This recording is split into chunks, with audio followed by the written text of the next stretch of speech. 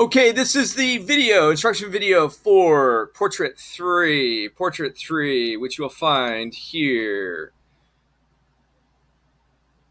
right here. Here's Portrait3. If I click on it, you will find this training video that's being made right now here.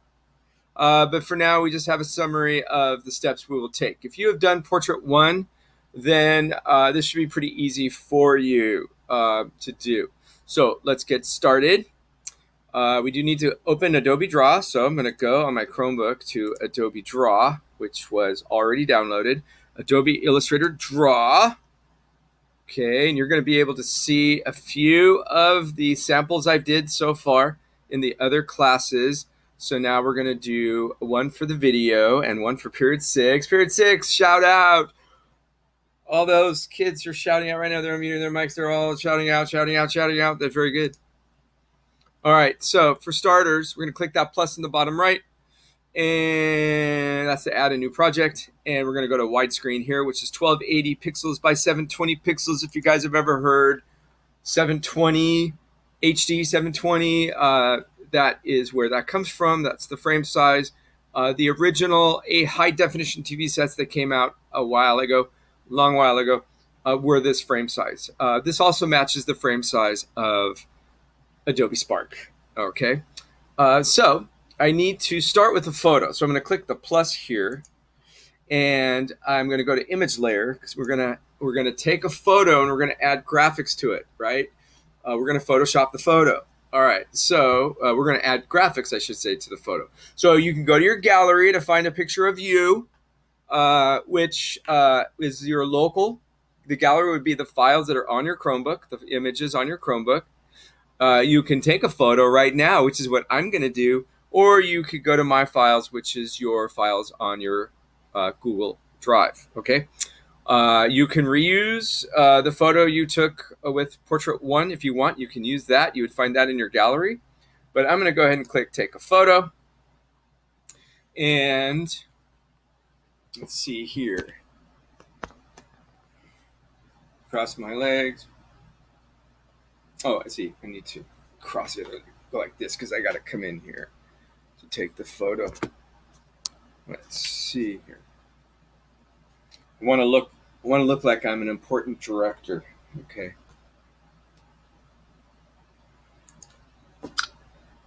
Okay, perfect.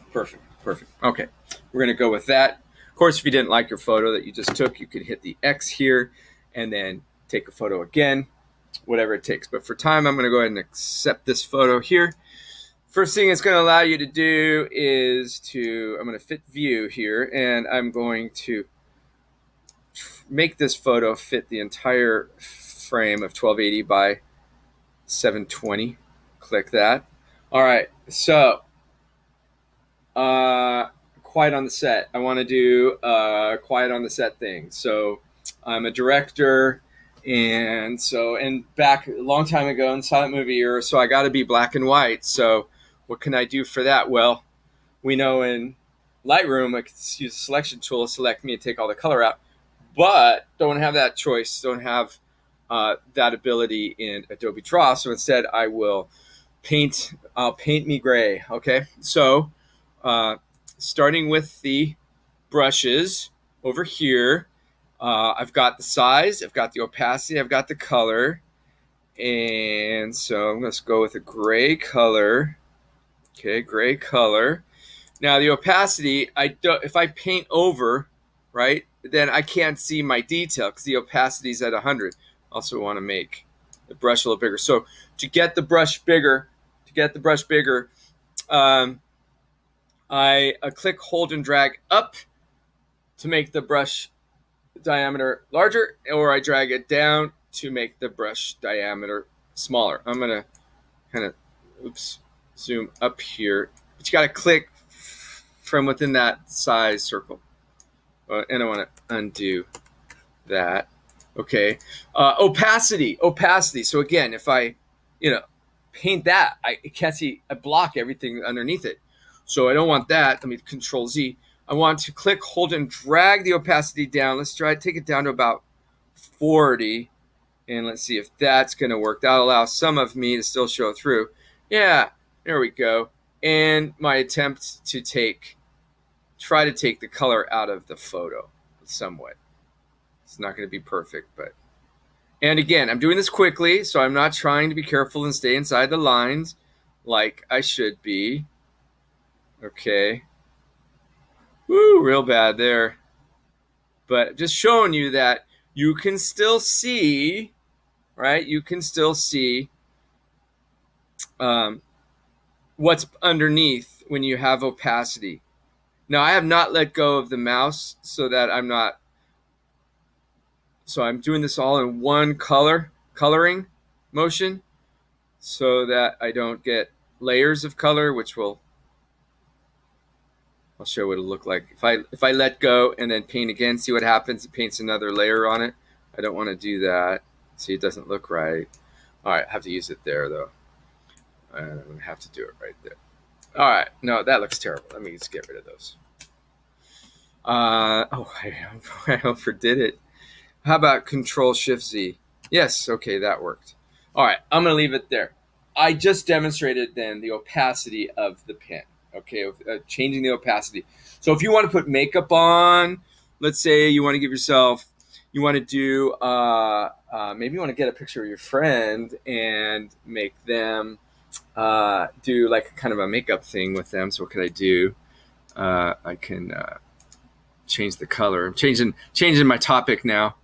All right, so if I wanted to give myself some rosy cheeks, right, or some ruby red lips, right, I can bring the size way down and I can paint my lips, right? I can put some lipstick on. Or if you want to see what you look like with blue hair or green skin, whatever you want to do, right? Okay.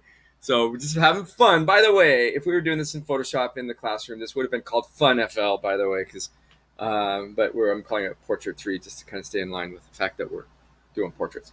But now you get to have fun and paint on yourself or paint on the background too. So that was using a lower opacity. Now, if I want to crank the opacity back up to 100%, I can now put myself in a different scene. Like maybe I want to be underwater. So let me get that, right? So maybe I want to be underwater, right? Totally changing my story. Went from being a Hollywood director to tell people to be quiet on the set to now just being some weird guy with makeup on that's underwater. All right. It's okay if you spill over. Okay, it's okay if you spill over the artboard onto the artboard. It's still just going to export a 1280 by 720 screen. You can see here. And then if I wanted to, I could paint some fishies. Let's get a yellow fishy here. Yellow fishy. So